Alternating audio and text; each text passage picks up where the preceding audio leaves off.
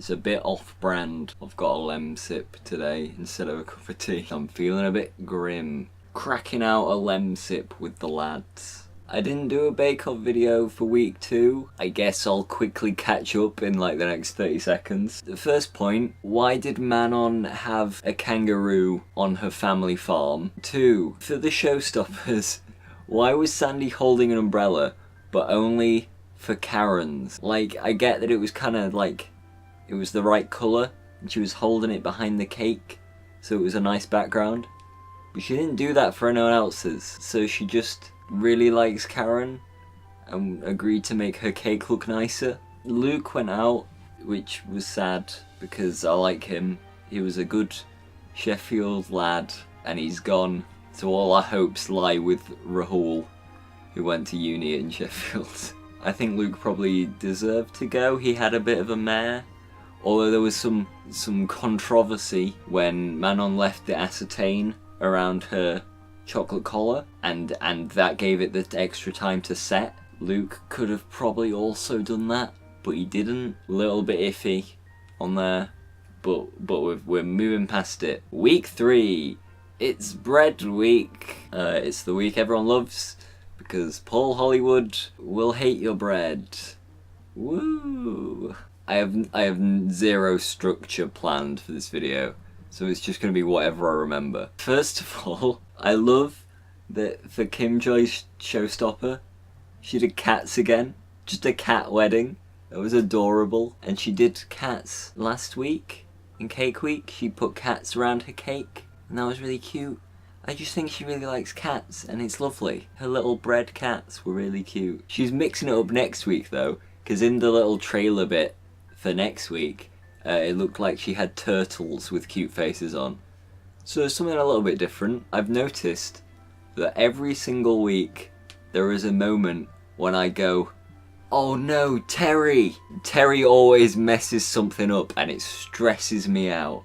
In the first week, everything was melting, and like the same kind of thing happened in the second week when his Eiffel Tower melted in the showstopper. And this week, it went a bit better for him. He got first in the technical and that was great. I was really happy for him. In the signature, he like forgot to put his sugar on his Chelsea buns or something, and he had a bit of a mare in the showstopper as well. Like the stuff wouldn't come out the tin. It's just like, Terry, what are you doing, mate? He just always has a mare. I'm so worried about him. Out of all the contestants, Terry just like gives me the most anxiety because like something's gonna go wrong. Rahul got Star Baker again this week. Deservingly so. His showstopper was really great and he performed well in the other rounds. Is Rahul ever gonna like expect it? Like he could get Star Baker every single week and he'll get to the final and like win it easily. And he'll still be like, I can't believe it. Like, what? I was not expecting this at all. He's just so sweet and humble and like, he's got like no self-confidence, and I just want him to know that he's good at baking. Like, you're great, Rahul. You're doing amazingly. Keep it up. I made some notes on the episode, like not while I was watching it, just like before I made the video. And one of my notes is Bryony don't cry-any. It's very bad. But yeah, like in Cake Week, something went wrong for Bryony and she was really upset. And I just felt so bad. She's definitely my favourite. And I was really worried this week because it didn't go very well. And she was like, she was on the edge of like going out. And she made it. So I really hope she can like do better next week. I'm a big fan of Dan, and Dan did well this week. He got a Hollywood handshake for his Chelsea buns, which was really good. Paul was like saying a lot of nice things about a lot of them. I was expecting maybe like a couple more handshakes, but just Dan this week. He gave out far too many in Cake Week. He's toning it down. But I was really happy about that. Dan's another good one.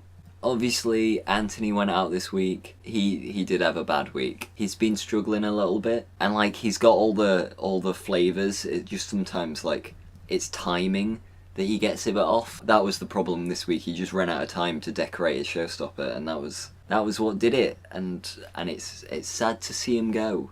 The Bollywood baker. He was still smiling at the end though. It was really cute. I like the narrative we've got going on, that Ruby kind of like messes up the first 2 rounds every week and then just nails the showstopper, and they're like, well, we can't send Ruby home because she's like absolutely crushed it in the showstopper. She's really gonna have to start like picking it up in the first 2 rounds though.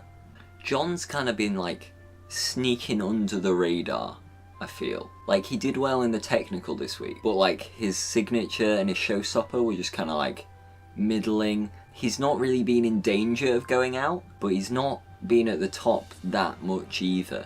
He's just kind of staying in the middle of the pack.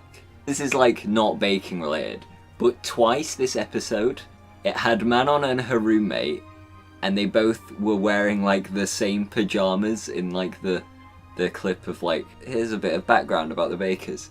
And then it went to Anthony, and Anthony and his partner were like sat on like a balcony having a cup of tea or something, and they looked like they were wearing the same clothes as well. It's just like, it's a week for people like wearing the same outfit. I guess that's it. I don't have a whole lot to say about Bake Off this week. It was good. It's good every week because it's just a show about like nice people baking. It's not a lot of drama or anything for me to like bring up here. If these Bake Off videos keep doing well, I'll keep doing them because like I'm watching Bake Off anyway and I love talking about it. See you next time for dessert week maybe. Bye, I guess. Bye-bye.